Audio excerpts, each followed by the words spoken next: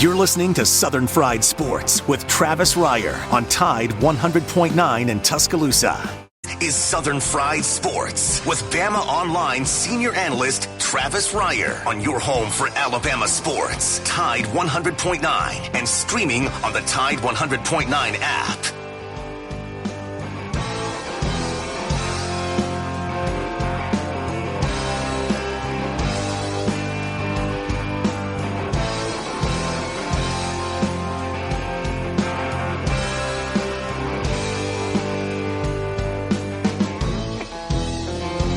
If I make it through this year, I think I'm gonna put this bottle down. I guess as time goes on, I'll grow to miss it less than I will now. And I think I'm gonna tell her that I'm gonna go away for a while, till I can get this demon out.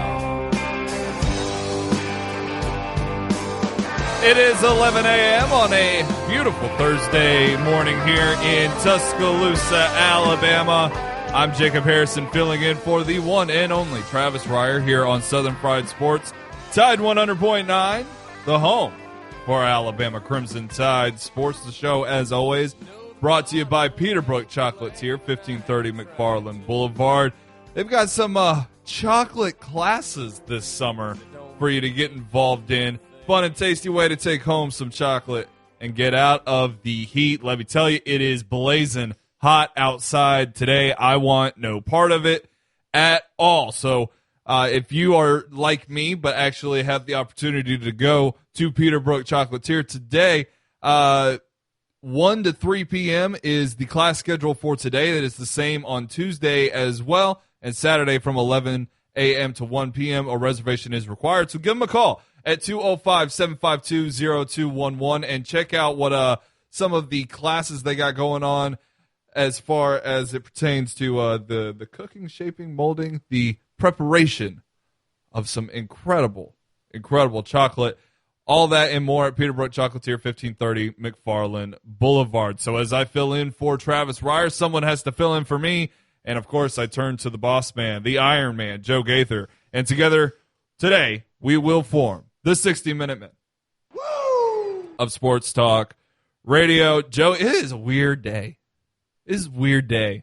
I don't know if it's because of the heat or what, but it's a weird day for me. It feels like nothing's going to happen today. Does it feel like that to you? It's felt like that all week to me. Every little bit of news is like life, and just like a little bit of droplets of water. It's felt like that all week to me, honestly. It's a rough time for your local sportscasters. Please send help. Nonetheless, we will make it through. There is actually quite a bit to get into. We got into a lot of it earlier on the Gary Harris Show, and we'll continue it here. And at 11:15, we'll welcome in one of my favorite guests, Tyler Martin of Bama Central, joins me on my show Off the Edge Mondays and Fridays from 7 to 9 quite often, and he brings a lot to the table. I want to make sure that the guys that I feature quite a bit on my show had some time here in the lunch hour, as it were, and give them some good publicity, because these guys are good and they know what they're talking about, and it's perfect timing because Tyler Martin's a big recruiting guy, big basketball guy, and he knows his way around the football world as well. Pretty intelligent guy all the way around, for what it's worth. But today we've got a potential commitment, almost a guarantee. Amari Niblack committing to the Alabama Crimson Tide is about as close to a 100% thing as you could come up with, just based off of the information that Andrew Bone has given over the past 48 hours on that player, and even further on, all the situations that have been going on here with the players that have been coming in for camps and for tryouts, workouts, those kinds of things, meeting Nick Saban, getting the coaches getting an impression of some of these players. It's nice, honestly. It's nice to hear these names, nice to hear Saban being able to get in contact with these players on a real basis. Joe brought it up earlier when we were starting a conversation with Jeff Spiegel last year.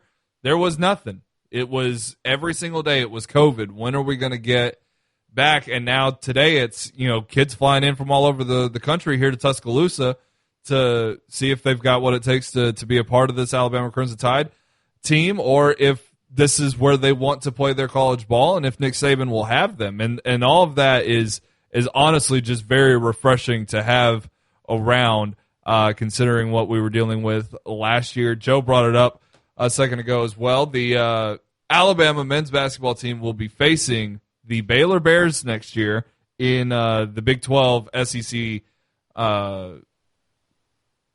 matchup, I guess. Regardless, that was the thing that we knew, but we didn't acknowledge. So now they've got Gonzaga, they've got Houston, they've got Baylor. So they've got 3 of the Final 4 teams. And had they been able to surpass UCLA, then Alabama would have been in a spot to have been in the Final 4 with these 3 teams because of the quadrant they were in. So we're very close to that having been a possibility regardless. So there's nothing to fear. It's a challenge and an opportunity, and an exciting one at that. I'm excited to see those games. Baylor's going to be here in Tuscaloosa, right, Joe? Yeah. Yes. So whether I go there to work or I just go to that game, I'm going to that one. That sounds like a lot of fun. And that's the other thing is, at this point right now, just saying all the games that are ahead of us on the schedule, we can start pinpointing and say, oh, yeah, no, I want to go to that game.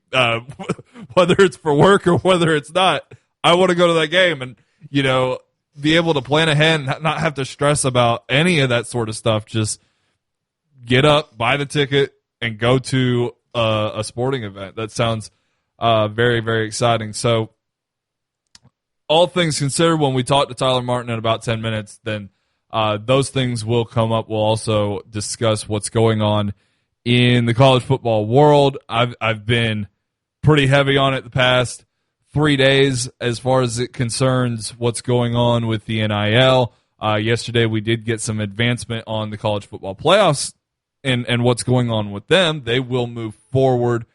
But at the end of the day, I'm not sure that it's all enough to just appease for the college football playoff expansion. You've got to figure out this NIL situation. To me, there's no substance in just giving away the one chance at structure that you have if you're the NCAA. You're just automatically giving up all the responsibility that you claim to so proudly hold. You can't, this is life lesson stuff right here. You don't tell your 5-year-old to just push off his responsibilities onto somebody else. You kind of teach him how to take ownership of his responsibilities and handle them. You've got to learn that, right? What's the deal with these suits just all of a sudden saying, no, not our problem. We didn't sign up for this, so we're not going to deal with it. I'm not a fan of that. I'm not a fan of that at all. It's vastly disappointing, and it's vastly disappointing on the same scale that Mark Emmert feels like he has to do his best to come up with a temporary solution simply because of the fact that the NCAA won't get out of its own way. We hear it every day in this business with all the stuff going on is, oh, this is going to ruin college football. Oh, this is going to ruin college football. Well, if it inevitably does, even though for the past few weeks I've been saying the NCAA won't do anything to harm college sports as we know it intentionally, they're about to unintentionally do a lot of harm because they're going to separate things out in a way that's irreparable because of the fact that you're saying it's up to states and individual schools to determine what is fair, unfair, what works, what kind of caps they need, all of the very terrifying questions that come up with NIL are all put onto the states and the schools because of the way the NCAA wants to handle this. And that's messed up.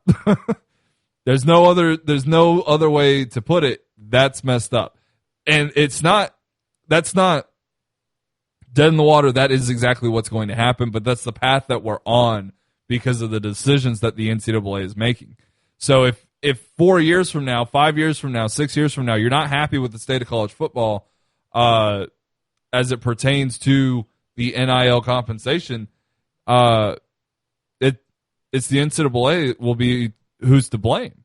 Nobody else. You won't be able to come to these players and say, "Well, you messed up because you called for this thing that." No, because they deserve that. They're human beings. They are not objects for your entertainment. They're human beings. Every other human being who is not considered a student athlete on this planet has the rights to their, or at least in this country, has the rights to their name, image, and likeness. Correct? Correct. Otherwise, Brett Kavanaugh wouldn't say that the NCAA's business model would be flatly illegal in every other circumstance in this country, and that the NCAA is not above the law. He's right when he says that, because you're getting to a point where you're teetering on being strictly against the antitrust laws. And come on, let's catch up. This is all just common sense capitalism in the country that we live in. So at some point, the NCAA has got to take the responsibility, has got to take the ownership. I'm disappointed that Greg Sankey is one of the guys leading the charge in saying, let's just abandon what we formulated in January and move forward with this new plan that puts all the responsibility in the hands of those who are not submerged in what college football is every single day, or what college athletics is every single day. Because they're one and the same, but like you can look at it from a standpoint of, okay, well, we know the kind of things that happen in college football. Is that the same sort of stuff that happens in softball or swimming? Like, no, because it's all different, and that's what the NCAA is for, because they have divisions that handle all of these different things. That's why it's up to the NCAA to handle those sorts of things. And if the NCAA really doesn't want to do it, then they need to allow a players' association, a players' union to exist, so that the players' union, so the players are at least represented by somebody with their best interests in mind. It's not something I'm crazy about, but if the NCAA doesn't want to do their job, what choice do you have? You got to start coming up with some solutions. Alabama's going to be fine this time next week. They're going to be fine. That law is in place. It's sound. I like the way it looks. There may be a time for some wiggle room to figure some things out after we've had a few years to see what kind of loopholes exist and what kind of problems exist. But at the very least, Alabama's going to be fine. Alabama will be fine. And that's our number one concern here. Don't get it twisted. I want to see college football on a national scale look good and operate smoothly and be fun to enjoy. But as long as Alabama's good, we good. And not necessarily just being great at football or anything like that. Just knowing that at least in Alabama, we've got this thing figured out makes me feel all right. We'll take our first break. I'm Jacob Harrison filling in for Travis Reier. This is Southern Fried Sports. On the other side, we'll welcome in Bama Central's writer, reporter, recruiting guy, basketball guy, football guy, do-it-all guy, Tyler Martin, into the show next here on Tide 100.9, your home for Alabama Crimson Tide Sports.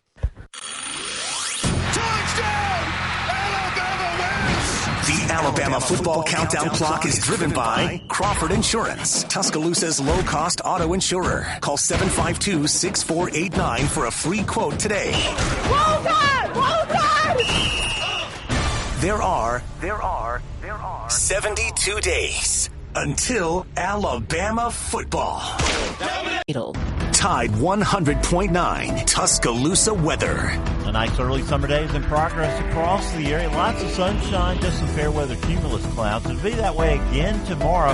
85 the daytime high today. Will drop to around 66 overnight tonight and back up to 86 degrees tomorrow. I'm meteorologist Bill Murray on Tide 100.9. It's 84 degrees in Tuscaloosa. Tide 100.9. For more coverage of Alabama football, visit us at Tide100.9.com or download the free Tide 100.9 app. The Crimson Tide will not be denied. Oh, for muse of truth, that we could descend into the darkest hells of our own invention. You can have a sound of 1,000 voices calling your name. You can have the light of the world blind you, bathe you in grace. But I don't see so easily what you hold in your hands. 'Cause castles crumble, kingdoms fall and turn into sand. You can be an angel. Welcome back into Southern Fried Sports, Tide 100.9. Your home for Alabama sports. I'm Jacob Harrison filling in for Travis Reier. I produce this show, but I'm also a host of my own shows, Off the Edge, Mondays and Fridays from 7 to 9. Saturday Morning Showdown alongside Bryant Horn on Saturdays from 8 to 11 a.m. And a guy that joins me quite often on Off the Edge is the one and only Tyler Martin of Bama Central, the Sports Illustrated home for Alabama Crimson Tide sports. Incredible writers over there, and Tyler's one of the guys that stands out and covers it all very well, football, basketball, and recruiting. So we'll pick his brain about those three subjects here today. Tyler, what's going on, man? What's up, Jacob? Glad to be joining you on this Thursday morning, man. You're ready to talk some Alabama football, of course, and hope you're doing well, man. Yeah, I'm doing great. It's hot, and it's a weird day, but I'm doing okay for June 24th. We're about halfway through this year, you know. We're doing good. As far as the recruiting trail goes, though, it's a lot of fun to be in the middle of June and to actually, you know, have camps and to hear names, and for for schools like Alabama and Clemson where they operate, you know, where they want to offer you after they've seen you. This is exactly the timeline that they wanted. It's worked out pretty well. And today, probably in about 42 minutes, if I can do math well, we'll have potentially one more guy to name to the 2022 recruiting roster in Amari Niblack, the three-star tight end from Florida. Will you give us a little preview as to what Amari Niblack is all about and why he's catching so much attention? Yeah, so and he camped and he visited with Alabama on Monday and got an offer from Coach Saban and Coach Wiggins, and it was really surprising, you know, just from talking to people around him. It's just, you know, it wasn't something that he thought was going to happen, but it did. And Alabama's really good at finding these late risers in the cycle and guys who are maybe diamonds in the rough, and that's how I would describe Amari Niblack. You know, he's listed online at 6'4", 215 pounds. You know, he lines up at both wide receiver and tight end for Lakewood, but he, to me, I mean, in an offense that, you know, with Bill O'Brien, I mean, he's going to be, you know, maybe the perfect tight end to kind of play that role and be a huge, huge target. I mean, he's bigger than, you know, some of the receivers listed on Alabama's roster now. You know, he's bigger than Trayshawn Holden, for example, right now. And to Alabama, you know, it's always been kind of their MO this cycle to land two tight ends. You know, they're expecting Joel Billingsley to have a big year, and, you know, he could possibly be having an NFL-type decision this offseason. They already have Elijah Brown from Ohio. He's been committed since February. But Amari Niblack, you know, he's got, like I said, he's kind of been making his around the circuit this summer. I mean, he's already visited Georgia, Florida State. But now, you know, it seems like, you know, Alabama, to me, is kind of where he's going to kind of end up. If I had to, you know, put a prediction on it, you know, over schools like Maryland and Indiana. Those are two other big schools that were big in his recruitment. But this is just a really fascinating get to me. He seems like, you know, he's got a very high floor. It's just going to take him some time to develop, you know, because they got a lot of mass to work with. Like I mentioned, his frame is huge. He's got that great size and great athleticism. But this is going to be a really stellar get for Alabama if it happens. And you look at Alabama right now, he would be the 8th commitment in this class, and 5 of the 8 have already come from the offensive side of the ball. There's 2 running backs. You've got Ty Simpson, Elijah Brown, and then obviously now Amari Niblack if he chooses the Crimson Tide. So, again, this is kind of a diamond in the rough sort of get potentially for the Crimson Tide.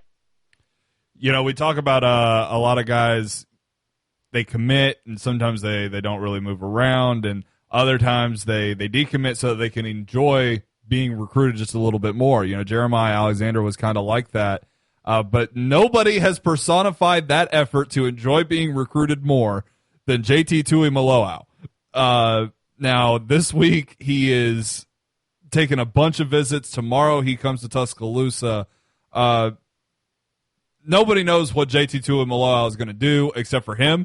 But regardless, it's still an opportunity for Alabama to find some success on the back end of what was already considered a tremendous class from last spring in trying to get this guy to come in. Just talk about what's going on with JT and how we feel about him potentially joining the Crimson Tide rather than the Buckeyes or the Huskies.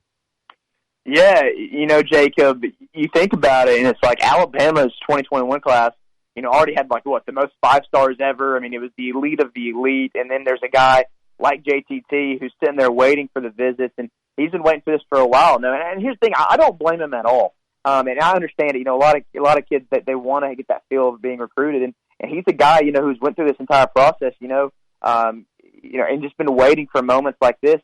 And the good news for Alabama fans is that he's getting the last of his 5th official visit this weekend in Tuscaloosa. And typically you want to be that first official visit or you want to be that last official visit. So Alabama's in a great position right here with the last official visit for him this weekend. He just got done with a trip to Oregon that went pretty well. Ohio State's obviously the big number one contender, in my opinion, right now against Alabama. But, too, last year, when the NCAA started handing out, everybody gets a free year, right, if you play during 2020, COVID year. So when you look at the scholarship numbers and you look at how many guys, teams can take, and you look at the transfer portal rule, it's kind of really fuzzy, right? Because you don't know how many scholarships are really available. And so, the thing is like, if he was able to commit to Alabama and be able to sign on the dotted line, it's like, okay, they're going to figure out a way to make it work now because of the transfer portal, things like that. But, it's not going to be, the 83, 85 scholarships that we're used to for the next couple seasons because of what took place last year and guys taking advantage of an extra year, right? But Alabama, they've always had a great relationship with JTT. He's been in Tuscaloosa multiple times in the past, and it's been a while since his last visit. But, yeah, like I said, they're going to get that last crack at him, and I think that more times than not, the last team to be able to do that puts itself in a great position. Absolutely. And I brought up Jeremiah Alexander, of course, the number one player in the state. He recently had an unofficial visit to Alabama, of course, was committed to Alabama in the past, just kind of wants to enjoy being recruited. Most people expect for him to recommit to Alabama, but as it stands now, one of the best players on arguably the best program, high school program in the state.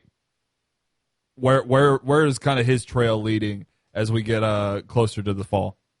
Yeah, Jeremiah is a great kid, man. I've had the opportunity to talk to him on numerous occasions, and comes from a great, family, comes from a great program over there at Thompson. Arguably the best program in the entire state of Alabama, like you said. And his recruitment, when he originally committed to Alabama, COVID had just hit. Everything had shut down and everything, and then he decommits back in October, wanted to kind of focus on winning that state championship, which they did this past year. But you kind of look at it, one of the first visits he went to and things opened up was Clemson. And I know Clemson, left a really good impression on him. Georgia has always been that team running second to Alabama in the mix. And now I think Clemson maybe have jumped them a little bit because he really left Clemson just really, really impressed and really kind of mesmerized by what Dabo and them are doing up there. And so right now, and UCF too, he just took a visit to UCF as well. I should mention them. UCF has been recruiting a lot of in-state guys in the state of Alabama. They've got so many ties to the state. When you think of Gus Malzahn, you think of Travis Williams, the linebackers coach there. But yeah, I would say that Alabama, Clemson, Georgia is kind of the three-headed race right now. for his services. And I do think ultimately he ends up back with the Crimson Tide. It's just right now, it's really close with Clemson and Georgia as well, just because of how well things went with Clemson. And I know an official visit will happen sometime in the fall for Jeremiah Alexander in Tuscaloosa, which official visits for in-state guys, they're in Tuscaloosa all the time, right? They can travel whenever they want to. So you kind of want to use those official visits on other schools, like he did for UCF a couple weekends ago. So that's that with him. But yeah, I do think Jacob he ends up back in the Alabama class. Now, what's interesting to me is how I mentioned the numbers. How many does Alabama take in 2022? Do we see a smaller class, not normally that 25, 26 range? Do we see about 18 or 19 in this class? So Alabama's got to be very careful with the numbers in this class. But the good news is that Jeremiah Alexander is a guy that no matter how many numbers you have available, you take him, no matter what. One more recruiting question, and of course it's about that guy with the famous last name.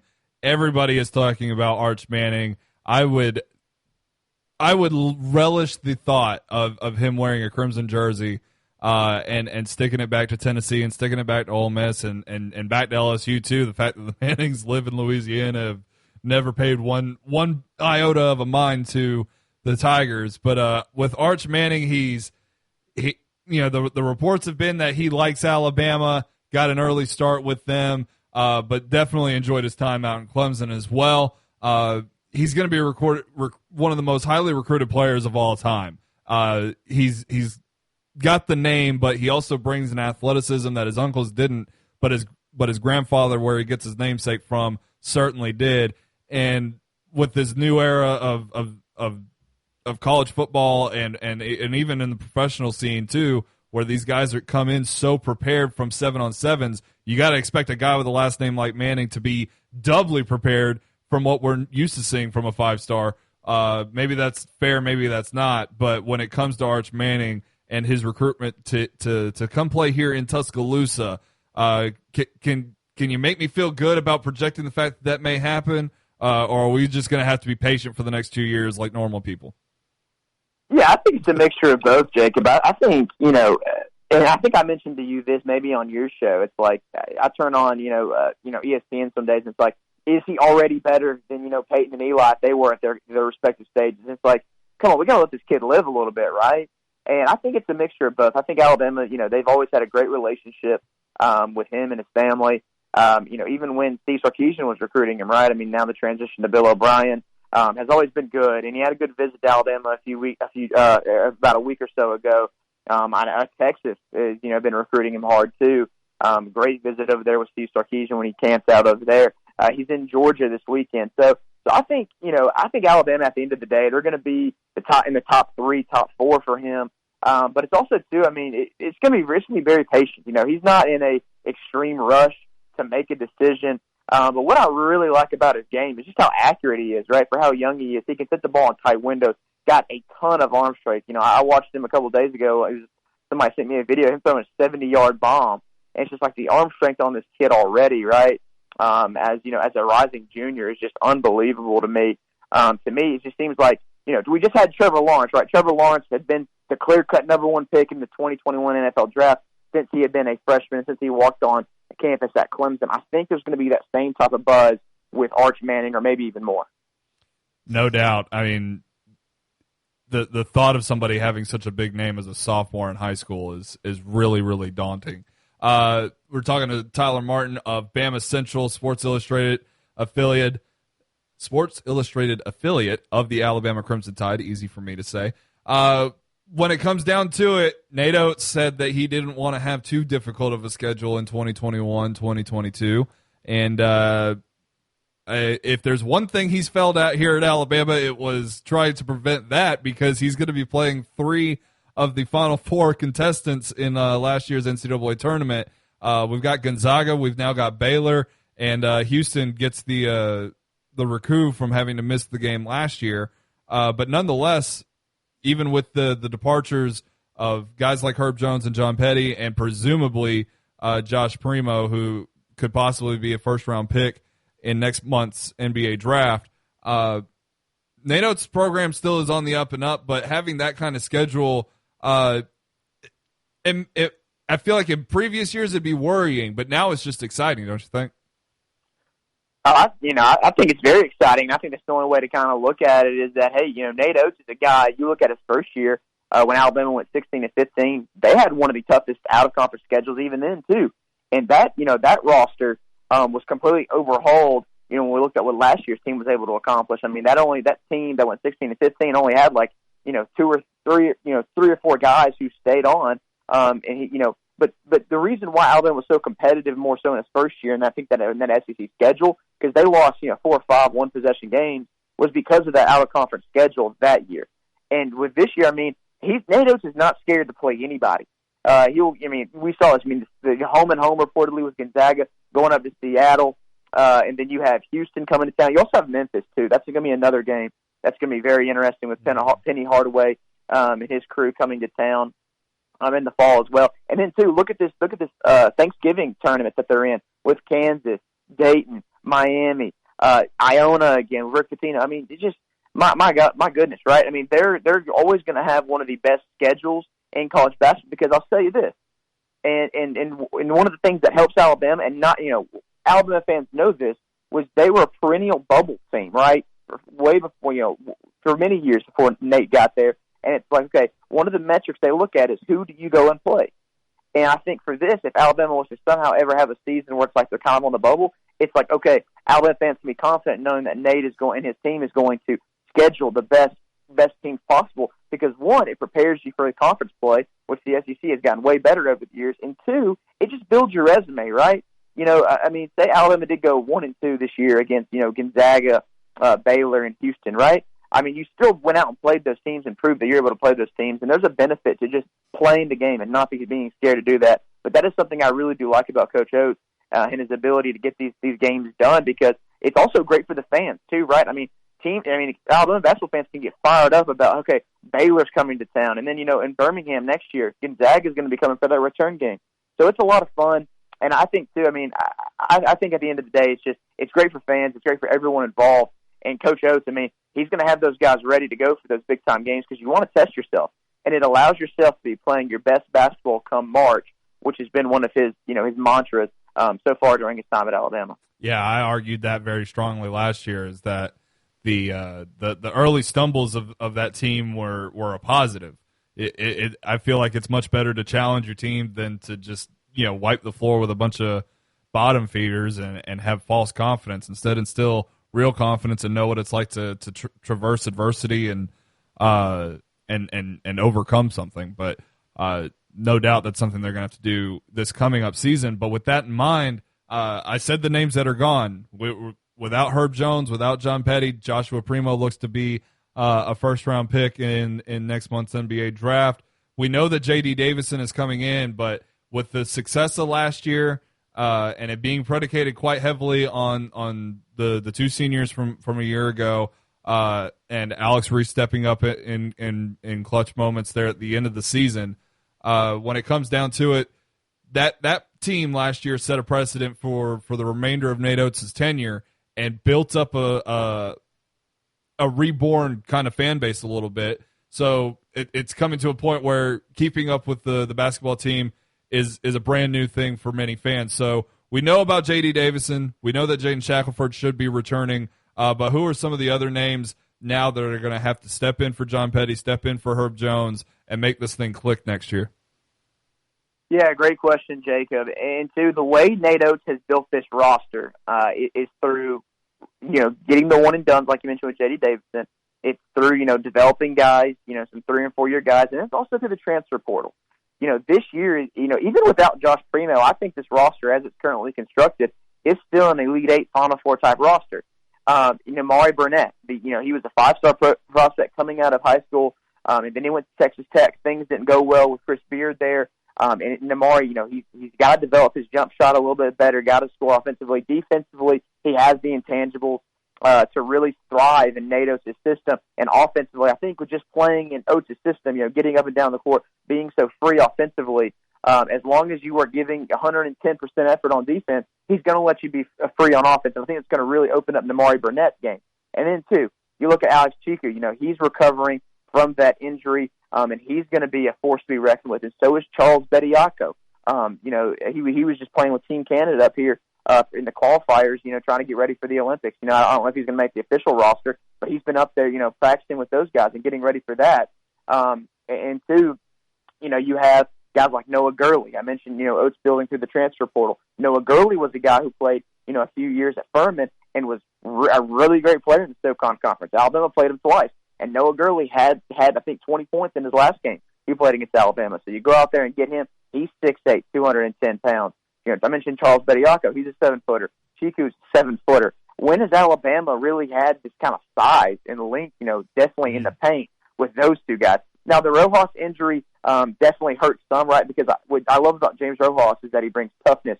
He brings attitude. And Alabama fans, maybe were frustrated at some certain points of his game last year. But let me tell you something. You don't win a few games. You don't win that Mississippi State clincher in Starkville to clinch the regular season title without James Rojas hitting that clutch three. You don't. And so Javon Quinterly is going to be a big factor again. And I think this backcourt for Alabama with Jaden Shackelford, Javon Quinterly, Namari Burnett, and J.D. Davison is going to be the deepest and best in the entire country. And let's not forget either, Jacob, Juwan Gary, another guy who's just a glue guy, an energy guy, a guy off the bench who is going to give you some key minutes and lock down some other teams' better defenders. I think this Alabama team's in really good shape and really good hands. And, barring any more injuries, this is an Elite Eight, Final Four type roster. Who's the player that we're going to lean on, though? Is it J.D. Davison or is it Javon Quinterly? Is it one of those guys or somebody different? Shaq, maybe? I think, man, I'll say Quinterly. I'll say Javon Quinterly and Shackelford, just because Shackelford's ability to get to the basket, I think is second to none in the SEC, right? His ability to get to the basket and create his own shot, too, right? I mean, he's going to, I know his three-point shooting wasn't great for most of the SEC season last year, but I think, he was kind of, he had such a great freshman season.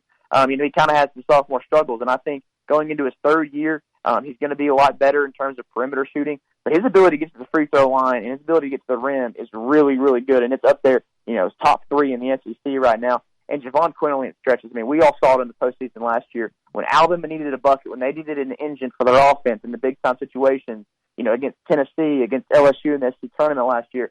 You go look at that Maryland game, right? I mean, Javon Quinterly was the key, right? He was the key that made it all go together. I don't know if he'll be coming off the bench again, right? I mean, he kind of played that six-man role. J.D. Davison could be, starting from day one. But Bediako, too, and Chiku, they're guys that can shoot the ball as well. And so I think Alabama is going to be a mixture. They can play outside in, they can play inside out.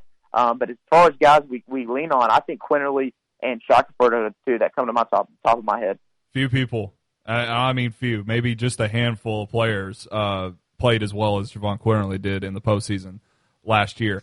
Switching on over to what's going on with the suits in the NCAA as well as Congress and the Supreme Court and all this fun stuff that's going on to try to figure out how to just give student athletes their basic human rights and the ownership of their name, their image, and their likeness. You read the dissertation. You know the outcomes of these suits, and you know the frustrations that many a college football fan has had to deal with over the past few days to try to understand what in the hell is going on with NIL.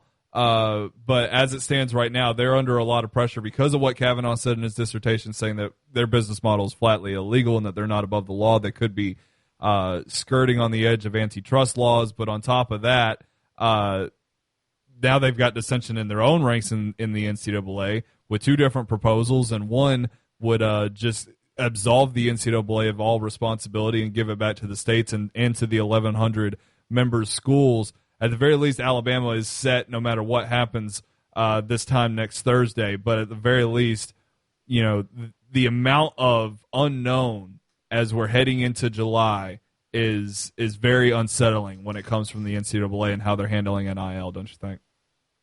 Yeah, it is. And, too, it's listening to Kavanaugh and you're reading what he had to say, it's kind of like finally someone said it, right? It was about time. I think the quote from him was that, what you're doing, your business model would be illegal pretty much everywhere in the world. It's just downright absurd what the NCAA has been able to get away with for a lot of years now. And I just saw before I got on here with you that Kentucky's governor, Andy Beshear, said, it's just they're doing an emergency thing where they're going to pass the bill where it's like players are going to be able to start making money off their NIL starting July 1st, like so many other states. Because if you're a state that's not willing to do that, you're going to fall behind in recruiting. You're going to fall behind in so many different areas. And so you got to get with the times. And the times are changing, and the times are now. And, it just really begs the question is, do we really need the NCAA, right? I think at the end of the day, the more we start diving into these certain issues, I think the more we dive into it, the more we just realize we might not need these guys anymore, right? So I hate that for Mark Emmert. He's been such a class act, right, Jacob? And I just think, it's great for the student athletes that finally people are listening to them and finally there's going to be power to them, because it's not really fair. When me and you were both in school at Alabama, it's like we could go make money off of our name, but if you play sports, you can't. And it just never made sense to me. And those athletes bring way more money than me or you could ever bring to them, right? No offense, obviously. But they definitely deserve that, of course. And I'm excited to kind of see. I know it's uncharted waters, but I'm excited just to see where we're headed with all this. I'm excited to get to the resolution and to see what needs to be fixed next, because inevitably it's not going to be perfect out of the gate. But at the same time, I agree with the sentiment. If the NCAA doesn't want to handle this, then what do they want to handle? Because they're pretty fed up with all the recruiting scandals and all those sorts of things, but they don't usually handle that correctly in the public eye either. So as it stands right now, like the NCAA hasn't made a firm decision which path they're going to go down, obviously. But I mean, between the states and the schools handling this themselves and the NCAA, I mean, which would you prefer to see? Which do you think would actually benefit the student athletes the most? Because they're caught in the middle with no say-so. Yeah, you make a good point, Jacob, about, it's not going to be perfect to start with, right? And which way that I want to see the athletes go is kind of just, let's just allow, whoever is marketable on whatever program, right? Let's let them make money, right? And I know that might cause friction, it might cause issues, but I really do think, let players have the ability to make money, and make informed decisions. That's why I love what Alabama is doing about the advantage, right?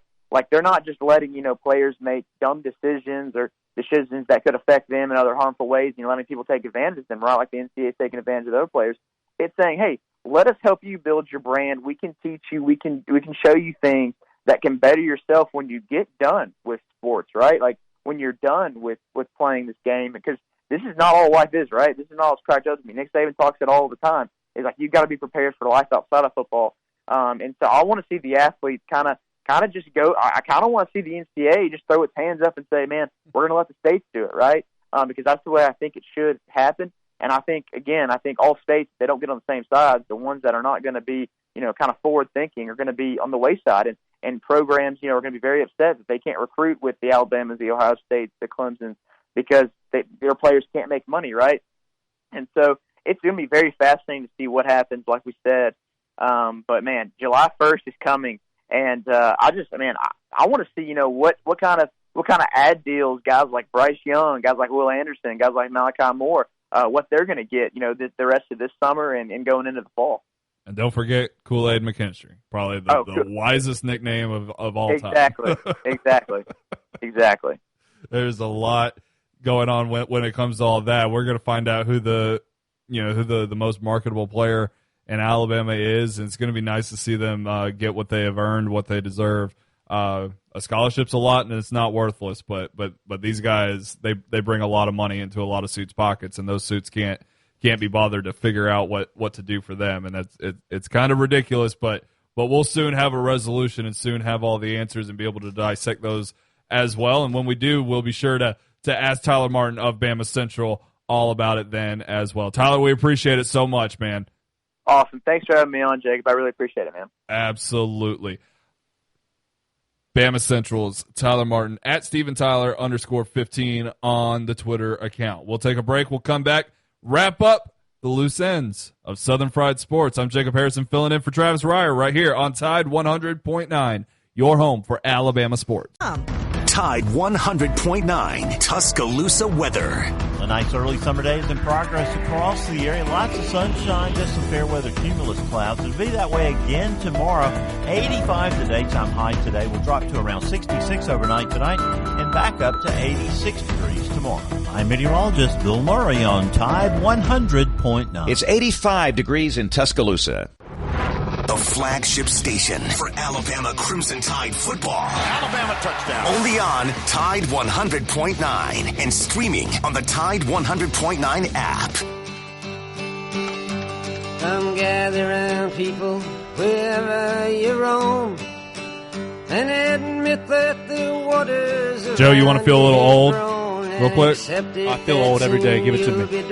Today is the 27th birthday and release anniversary of Disney's The Lion King. And you better start swimming or you'll sink like a stone. So yay for that. You want me to make you feel a little less intelligent? I feel dumb every day, so give it to me. Chris Sims is done with his top 40 QBs. Number 1 is Patrick Mahomes. Number 2... Justin Fields, right? No. Justin Fields comes in at a nice 39. 39? I had not even taken a snap. We'll take it. Number 2 is Josh Allen. Number 3, and I'm sure you agree he should be number 41, is Aaron Rodgers. Deshaun Watson at number 4. He might... Number 3 and number 4 might not even play football this year. I'm hoping number 3 takes a long vacation. Long vacation. See how many times he can travel the world. Number 5 is Russell Wilson. Number 6 is Lamar Jackson. Number 7 is Kyler Murray. Number 8 is Matthew Stafford. Number 9 is Dak Prescott. 10 is Tom Brady. And then quickly... Justin Herbert, Ryan Tannehill, Baker Mayfield, Derek Carr, Matt Ryan, Kirk Cousins, Joe Burrow, Carson Wentz. Is Carson Wentz a top 20 quarterback? No. Is Carson Wentz better than Sam Darnold? I think that maybe. Is he better than Cam Newton? No, yeah, probably a little. Is he better than Jimmy Garoppolo? Maybe. Ben Roethlisberger? Maybe, yeah. Ryan Fitzpatrick? Yes. Taysom Hill? Yes. Jameis Winston? Yes. Daniel Jones? Yes. Zach Wilson? All right, maybe he's a top 20 quarterback. Yeah. Where's he got? I feel like where's he got your boy information helps in arguments. Mac Jones was number 30, and Tua Tagovailoa was number 34. Let's get out to the Peterbrook Chocolatier hotline and welcome in JR. JR, what's going on, buddy? Hey, Jacob, how's it doing? Doing pretty good. I got a question. Actually, I got a challenge for you. I'm not alone in feeling like this. You know, I'm a little really old school type way of thinking, and I'm not for this NIL and the even the expansion of the playoffs. Heck, I don't even like all the fancy stuff in the States. I mean, it's a little loud. It's a little loud in there, and it's a little. Like too many distractions away from the game itself.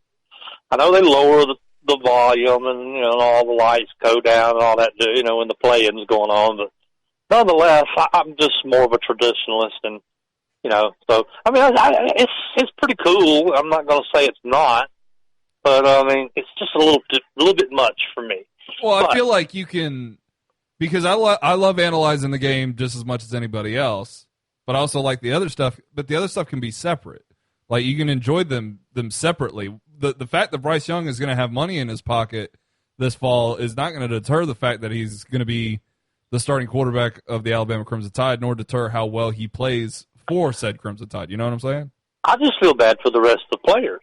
I mean, his offensive line makes him what he is.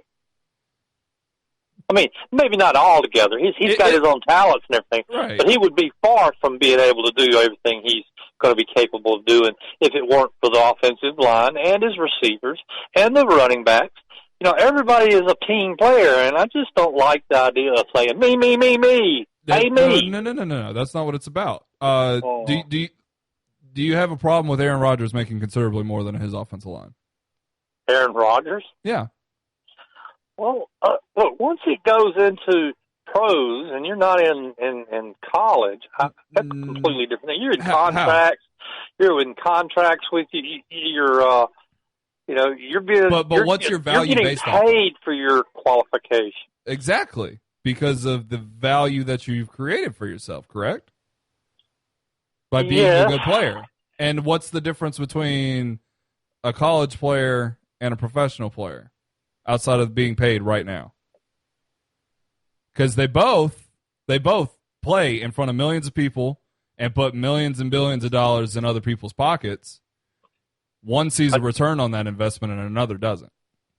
I just think that anything that he gets, he should be able to have to share with the players. That's socialism, JR. Huh? That's socialism, JR. I'm not a socialist. I didn't say you're a socialist. I said that is socialism. I know. I'm saying, and I'm not a socialist, but I agree with you on that. But still, no. See, it can't be fair because it's capitalism. Because it's the value. I'm not saying make them all equally paid. No, I'm saying. But why take away from one to give to the other? Because the other is partly why the one's got what he's getting.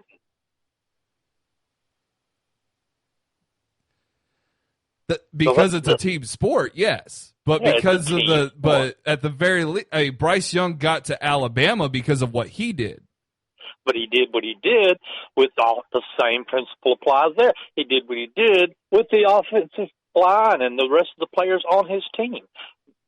So he's got to pay his high school offensive lineman and wide receiver? No, that would go along with where the offensive line of his high school team they go. Joe, you want a part of my paycheck since you're part of the reason I'm sitting? Heck yeah, give me some of your paycheck. Yeah. Okay. I'm just coming at it with the logic that I understand, JR. I mean, this is a topic. I bet Bryce Young will be paying for some meals. Yeah, I mean, running backs, quarterbacks, they always in the NFL they do that. You know, if they have a great season because of their offensive line, they give back to their offensive line. They'll take them all out for steak dinners and stuff. That'd be illegal for him to do right now. He can't show any gratitude to his offensive line. It'd be illegal. Well, anyway, we'll continue this little debate later because I really want y'all to convince me because I'm losing a lot of my passion for this Alabama football. Hey, call in tomorrow. I won't have any guests tomorrow, so you can call in tomorrow. And we'll talk you off the ledge, and we'll figure out why it's a good thing, all right? But we'll continue because there's other issues. All right, thanks. Bye. Appreciate it, JR. I'm telling y'all, it's not as crazy as you think. You just go watch football. It's just going to be football. And there are going to be real human beings out there benefiting from what they've earned for themselves. And that's America, damn it! We've had a lot of fun. I'll be back in tomorrow. We won't have any guests, so it'll be phone calls all day. Travis Reier will be back next week. I'm Jacob Harrison, filling in for Travis Reier right here on Southern Fried Sports, your home on Tide 100.9, your home for Alabama Crimson Tide Sports. Don't lock up the hall, or he that gets hurt will be he who has stalled.